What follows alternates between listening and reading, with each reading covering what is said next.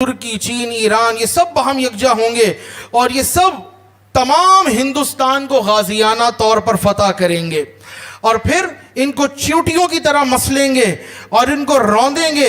لیکن پھر ایک وقت وہ آئے گا کہ یہ ہندو یہ دریائے اٹک تک پہنچ جائیں گے اور اس دریائے اٹک کا جو پانی ہے، نعمت اللہ کہتے ہیں 3 مرتبہ یہ دریائے اٹک کافروں کے خون سے بھر کے چلے گا. اتنے کافر یہاں تک پہنچ جائیں گے.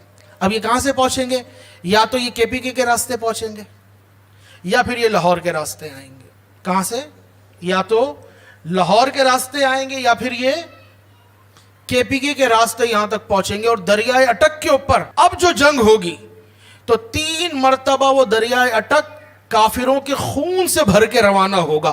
اتنے کافر مارے جائیں گے اور جب یہ کافر یہاں پہ مار دیے جائیں گے اور یہاں پر تہتیغ ہو جائیں گے تو کہتے ہیں رود اٹک نسے بار از خون اہل کفار. فرماتے ہیں دریائے اٹک جو ہے کافروں کے خون سے 3 بار بھر کے چلے گا. اب فارسی کے اندر ٹے نہیں ہوتا، ساری باتیں انہوں نے فارسی میں لکھی ہیں، لیکن وہ شخص جو فارسی بولتا ہے اور اس کی زبان میں ٹے نہیں ہے، لیکن وہ ٹے کو یہاں پہ خاص طور پر لے کر آتا ہے کہ قیامت تک جو اردو بولنے والے ہیں ان کو پتہ چلے کہ اولیاء اللہ پر اللہ کیا کیا ظاہر کر دیتا ہے.